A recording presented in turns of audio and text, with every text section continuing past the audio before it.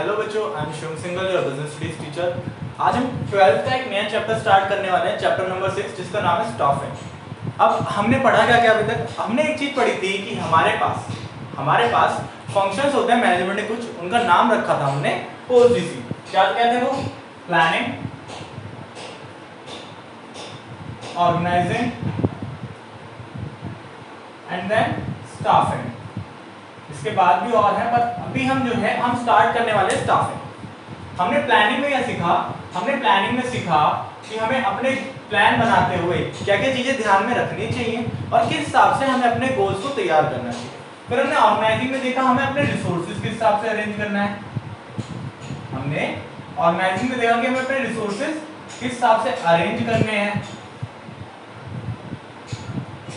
अब हम स्टाफिंग में देखेंगे, जो कि मेन पार्ट है। हमने प्लान बना लिया, हमने रिसोर्सेज अरेंज कर लिए, पर लेकिन अब हमें प्रोडक्शन करने वाले या फिर अपने ऑर्गेनाइजेशन में काम करने वाले लोगों की जरूरत है। तो स्टाफिंग यही कहती है, एक कंपनी को हमेशा लोगों की जरूरत होती है, एम्प्लॉयज की जरूरत होती है।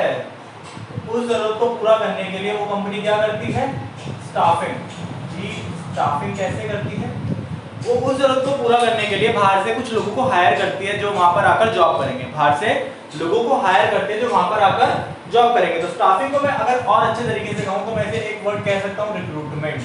अभी के लिए वैसे रिक्रूटमेंट बोल सकता हूं कि स्टाफिंग का मतलब होता है रिक्रूट करना लोगों को।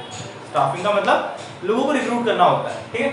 अब स्टाफिंग अगर मैं डेफिनेशन बताऊं, सबसे आसान है, पढ़ते ही आपको समझ आ जाएगी। और हाँ, ये चैप्टर बहुत ज्यादा स्कोरिंग है बच्चों के लिए, ठीक है जी। प्रोसेस को डेफिनेशन क्या है हमारी? स्टाफिंग प्रोसेस है जहां पर हम प्लेस करते हैं राइट पर्सन को। मतलब राइट पर्सन का मतलब है यहाँ पर कि वो पर्सन अच्छे से काम करना जानता हो। जैसे कि मान लेते हैं आपके पास दो टीचर्स हैं, एक अकाउंट्स का है और एक इको का है। तो हमें बिजनेस के लिए कौन से टीचर को चुनना चाहिए? अकाउंट्स वाले या इको वाले? अरे बिजनेस के लिए स्पेशलाइज्ड टीचर चाहिए भाई, ना अकाउंट्स ना इको, अलग टीचर होना चाहिए ना बिजनेस का भी। आप, मुझे पता है आप लोगों के स्कूल में होता होगा ऐसा कि कोई अकाउंट्स वाला टीचर ही बिजनेस पढ़ा रहा है या फिर इको वाले टीचर ही बिजनेस पढ़ा रहे हैं, पर लेकिन बिजनेस के लिए स्पेशलाइज्ड टीचर चाहिए ना। इसी तरीके से तो राइट पर्सन यहाँ पर ये है, at the right job.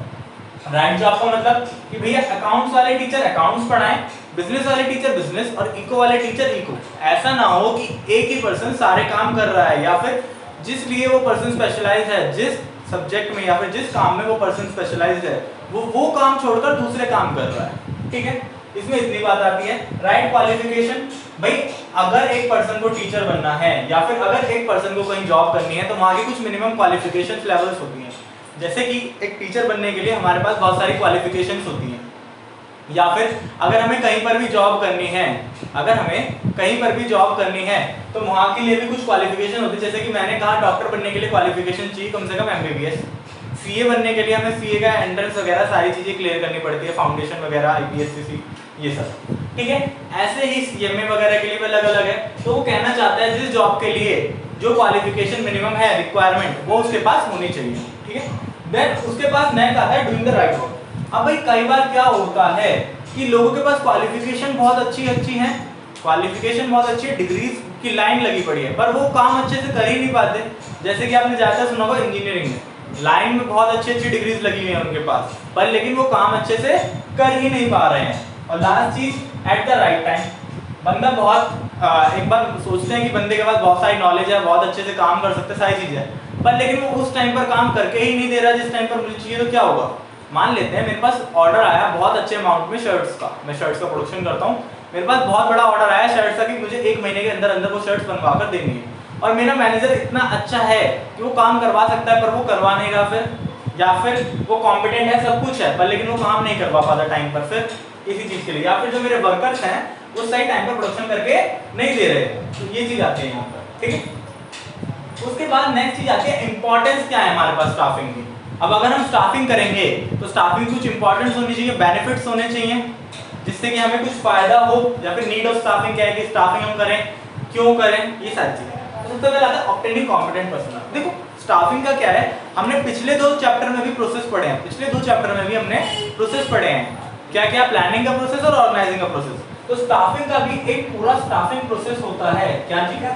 Staffing का भी एक पूरा स्टाफिंग का प्रोसेस होता है, जिससे कि वो लोगों को बुलाता है अपने पास, रिक्रूटमेंट वर्ड का मतलब है भर्ती। यहाँ पर लोगों को बुलाना भर्ती के लिए, लोगों को बुलाता है जिससे कि वो उसके पास आए, एप्लीकेशंस दे जॉब के लिए अपना रिज्यूमे दें और उस रिज्यूमे में से वो उन्हें सिलेक्ट कर ले। अब ऐसा तो होगा नहीं मैंने 10 लोगों को लिए भर्ती निकाली तो 10 ही लोग आएंगे। अगर मैं 10 के लिए निकाल रहा हूँ कम से कम 100 लोग तो आएंगे भर्ती के लिए। तो ये चीज आती है सबसे पहले कि स्टाफिंग प्रोसेस में हम बहुत सारी एप्लीकेशंस में से उन चुनिंदा लोगों को चुनते हैं जो हमारी जॉब के लिए सबसे ज्यादा सूटेबल होते हैं। सबसे ज्यादा सूटेबल का मतलब जो सबसे ज्यादा स्पेशलाइज्ड हो, सबसे अच्छे हो काम करने में। ठीक है, नेक्स्ट वन आता है हाई परफॉर्मेंस। देखो अगर मैं एक ऐसे बंदे को काम ले रहा हूँ, मतलब एक ऐसे बंदे को अपने यहाँ पर जॉब पर रख रहा हूँ जो कि कॉम्पिटेंट है। कॉम्पिटेंट का मतलब बताया था एक बार, वैसे मैंने बताना भूल गया। कॉम्पिटेंट का मतलब होता है योग्य। क्या मतलब होता है? योग्य। बेसिकली कॉम्पिटेंट का मतलब होता है कि वो कंपटीशन से निकल कर आया है और वो एकदम स्पेशलाइज्ड है उस चीज में।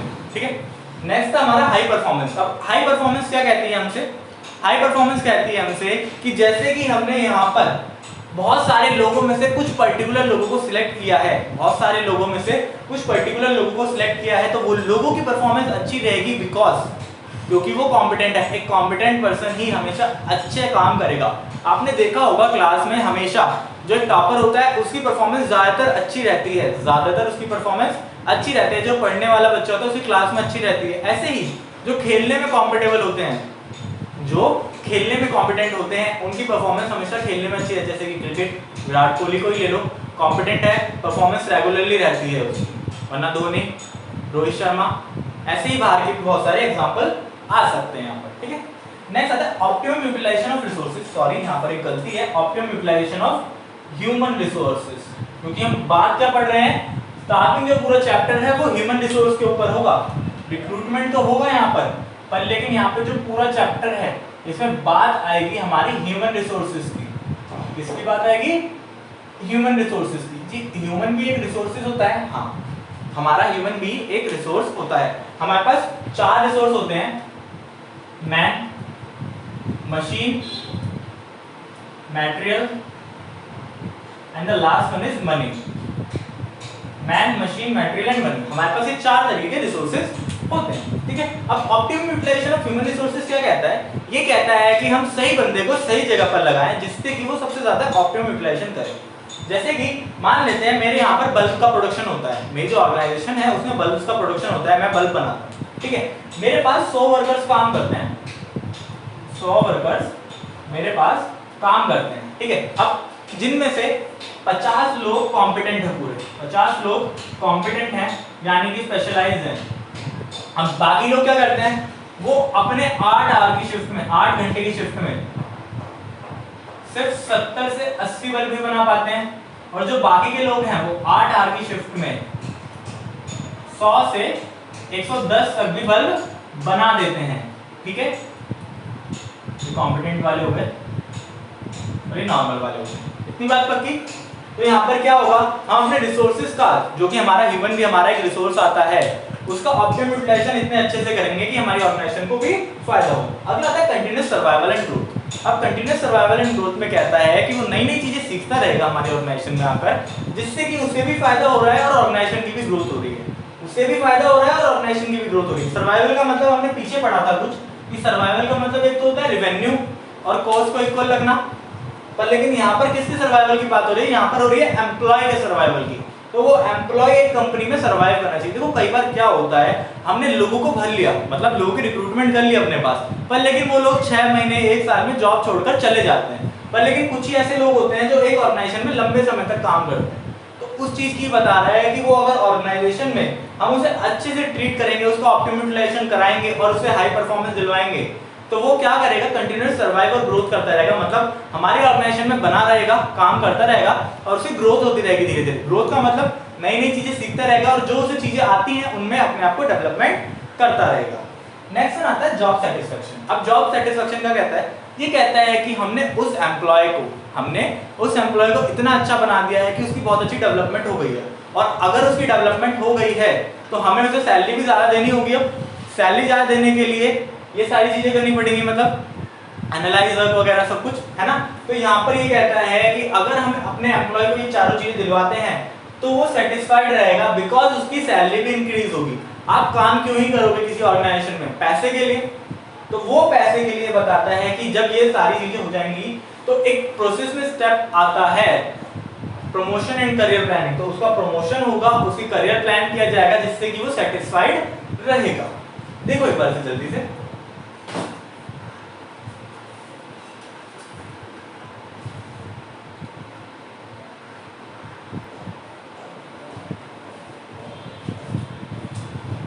चलो जी। अब इसके बाद एक नया टॉपिक देखते हैं, हमारा प्रोसेस ऑफ स्टाफिंग। हमने पीछे भी प्रोसेस पढ़ा था प्लानिंग में, उसके बाद हमने ऑर्गेनाइजिंग में पढ़ा। अब हम स्टाफिंग का भी प्रोसेस पढ़ लेते हैं। देखो स्टाफिंग का प्रोसेस सबसे आसान और सबसे मस्त प्रोसेस है।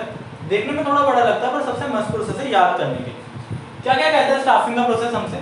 स्टाफिंग का प्रोसेस हमसे सबसे पहली चीज कहता है कि मेरी ऑर्गेनाइजेशन में मुझे पता होने चाहिए कितने लोग जरूरी हैं, मतलब कि मेरे पास कितने लोग हैं और मुझे कितने और की जरूरत है। एस्टिमेटिंग मैन पावर रिक्वायरमेंट, कि मुझे कितने की जरूरत है। ये कैसे पता करेंगे हम? सीधे इन्होंने 2-3 स्टेप बता दिए। इन्होंने क्या कहा? इन्होंने कहा सबसे पहले हम अपने पास वर्कलोड देखेंगे। वर्कलोड कैसे जी? इन्होंने कहा हर रोज, अज्यूम करते हैं हर रोज मेरी ऑर्गेनाइजेशन में जो है वो मुझे 10,000 बल्ब की जरूरत होती है प्रोडक्शन के लिए। मतलब कि मैं बल्ब का प्रोडक्शन करता हूं और मेरी ऑर्गेनाइजेशन में हर रोज 10,000 बल्ब का प्रोडक्शन होना होता है, ठीक है। और एक एम्प्लॉय मतलब एक वर्कर एक घंटे में, एक वर्कर एक आवर में सिर्फ 10 ही बल्ब बनाता है। एक वर्कर एक आवर में सिर्फ 10 बल्ब बनाता है और उसकी नॉर्मल शिफ्ट 8 आवर की होती है। तो कितने हो गए? 80 बल्ब। या फिर हम लेके चलते हैं 8 की जगह 10 आवर की होगी, उसी सीधे कैलकुलेशन आसान हो जाएगी। हमने ले लिया कि वो 10 आवर काम करता है और 100 बल्ब बनाता है एक दिन के। तो मुझे कितने एम्प्लॉयज की जरूरत है और कितने मेरे पास हैं, यहाँ से पता चल जाएगा। सबसे पहले अज्यूम करते हैं कि मुझे कितने की जरूरत है। तो क्या करेंगे हम? सीधा 10,000 बाय 100। मुझे कितने एम्प्लॉय चाहिए? 100 एम्प्लॉयज रिक्वायरमेंट होनी चाहिए मेरे पास, मतलब 100 एम्प्लॉय काम कर रहे होने चाहिए मेरे पास। और अब अज्यूम करते हैं जो मेरे पास वर्कफोर्स है अभी जो मेरे पास काम कर रही है वो सिर्फ 80 लोग काम कर रहे हैं। 80 एम्प्लॉयज या फिर 80 वर्कर्स ही मेरे पास काम कर रहे हैं। तो इन दोनों का कंपैरिजन कर कर मुझे पता चल जाएगा कि मेरे पास कितनी रिक्वायरमेंट और है वर्कर्स की या फिर एम्प्लॉयज की। ऐसे ही हम बहुत सारे एग्जांपल ले सकते हैं। सेकंड चीज आती है रिक्रूटमेंट। अब रिक्रूटमेंट क्या होता है जी? मैंने ऊपर रिक्वायरमेंट पता कर लिया, मेरे पास कितनी रिक्वायरमेंट है वर्कर्स की या फिर कितनी रिक्वायरमेंट है एम्प्लॉयज की। तो अब मैं उसी हिसाब से यहाँ पर एडवर्टाइजमेंट करना शुरू कर दूंगा। यहाँ पर एडवर्टाइजमेंट होना शुरू हो जाएगा मेरी तरफ से कि जी हाँ मुझे अब इतने लोगों की रिक्वायरमेंट है। अज्यूम करते हैं वहां पर मुझे 20 लोगों की रिक्वायरमेंट थी, 20 की रिक्वायरमेंट थी मुझे। तो मैंने 20 के लिए क्या करा? एडवर्टाइजमेंट शुरू कर दिया। एडवर्टाइजमेंट कैसे कैसे कर सकते हैं हम रिक्रूटमेंट में? एडवर्टाइजमेंट बहुत सारे तरीके से हो सकता है, जैसे कि हमने कर दिया एक तरफ पेपर मीडिया से, टेलीविजन होता है, टेलीविजन से भी, सोशल मीडिया से भी हो सकता है, सोशल मीडिया। ऐसे ही हम अलग अलग तरीके से कर सकते हैं, या फिर हमारी वेबसाइट्स भी हो सकती हैं जैसे कि naukri.com, Indeed, ऐसे करें। नेक्स्ट आता है सिलेक्शन। अब भाई एक चीज सुन लो, अगर मैंने 20 लोगों की भर्ती निकाली तो ये बात जरूरी थोड़ी है कि 20 ही लोग मेरे पास आएंगे रिक्रूटमेंट के लिए कहने कि जी मुझे तो 20 ही लोग चाहिए, मतलब मेरे पास मुझे तो 20 लोग चाहिए। पर लेकिन ऐसा थोड़ी होगा वहां से सिर्फ 20 ही लोग उठ के आएंगे कि जी सिर्फ 20 लोग आए हैं, इन्हें जॉब चाहिए और हमें 20 ही चाहिए थे। होगा क्या भाई? अगर मैंने 20 के लिए रिक्वायरमेंट डाली है, 20 के लिए रिक्वायरमेंट है मेरी, तो कम से कम मेरे पास जो एप्लीकेशंस आएंगी वो 200 एप्लीकेशंस आएंगी। जो एप्लीकेशंस आएंगी वो 200 एप्लीकेशंस आएंगी कम से कम मेरे पास, है ऐसी बात। तो ये बताना चाह रहा है हमें कि आपको इन 200 में से सिलेक्शन करना पड़ेगा। अब सिलेक्शन का मतलब क्या है जी? हमें सिलेक्शन का मतलब बहुत बार हमने बचपन में सुना होगा, सिलेक्ट कर लो, एक चीज सिलेक्ट कर लो। तो यहाँ पर भी वही है सिलेक्शन का मतलब कि बहुत सारे लोगों में से, बहुत सारी एप्लीकेशंस में से उन चुनिंदा एप्लीकेशंस को निकालना जो कंपनी के लिए सूटेबल हो, उन चुनिंदा लोगों को सिलेक्ट करना जो कंपनी के लिए सबसे ज्यादा सूटेबल हो। अब वो कैसे पता चलेगा वो सूटेबल है या नहीं? उन्हें सूटेबल है या नहीं पता करने के लिए हम क्या करेंगे? हम उनके कुछ टेस्ट लेंगे जिन्हें हम सिलेक्शन टेस्ट कहते हैं, और पूरा एक सिलेक्शन का प्रोसेस होगा उनके लिए। सिलेक्शन प्रोसेस एंड टेस्ट होंगे, जिसमें वहां पर हमें सारा पता करेगा कि हमें किसको लेना है और किसको नहीं लेना। बेसिकली हम यहाँ से 200 से 20 लोगों को लेके आएंगे, मतलब 200 में से बाकी के बचे जो 180 लोग हैं हम उन्हें धीरे धीरे स्टेप वाइज हटाते जाएंगे, जो वो रिक्वायरमेंट में पूरे नहीं होंगे उस रिक्वायरमेंट के हिसाब से। ठीक है, अब भाई मान लेते हैं हमने यहाँ पर लोगों को सिलेक्ट कर लिया, पूरा हो चुका है, अब उनकी प्लेसमेंट एंड ओरिएंटेशन करनी है। प्लेसमेंट का नाम आपने कई बार सुना होगा। प्लेसमेंट का मतलब क्या होता है? प्लेसमेंट का मतलब होता है कि जो हमारे पास लोग काम कर रहे हैं, जो हमारे पास लोग काम कर रहे हैं, या फिर सॉरी चल बोल गया मैं।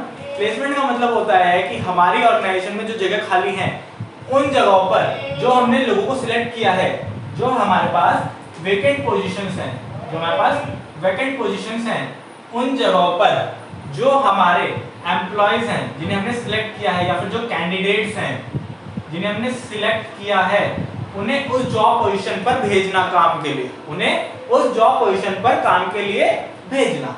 और ओरिएंटेशन क्या होता है? ओरिएंटेशन आपकी हर जगह होती है, स्कूल्स में, कॉलेज में, कंपनीज में, हर जगह। देखो ओरिएंटेशन अगर मैं बहुत आसानी से बताऊं तो ओरिएंटेशन कहती है हमसे कि हम अपनी ऑर्गेनाइजेशन से लोगों को फैमिलियर करेंगे। फैमिलियर करेंगे मतलब हम उन्हें बताएंगे कि हमारे ऑर्गेनाइजेशन में क्या क्या कहाँ पर है। जैसे कि आप स्कूल में जाते हो तो आपसे आपका पूरा इंट्रोडक्शन लिया जाता है, आपके बारे में पूरी क्लास को बताया जाता है कि जी ये है। जब आप किसी नए स्कूल में जाते हो आपको बताया जाता है कौन सी चीज़ कहाँ पर है, कैंटीन कहाँ पर है, ये कहाँ पर है, नीचे देखो ये हमारा वो है प्लेग्राउंड, यहाँ पर बच्चे वॉलीबॉल खेलते हैं, कैंटीन है, यहाँ पर समोसा बहुत पुराना मिलता है, ऐसी चीज़ें। ठीक है, फैमिलियर। अब और किसी चीज़ से कर सकते हैं हम फैमिलियर? देखो उसमें आता है रूल्स, ऑर्गेनाइजेशन के रूल्स क्या हैं ये पता होना बहुत जरूरी है एक एम्प्लॉय को। रेगुलेशंस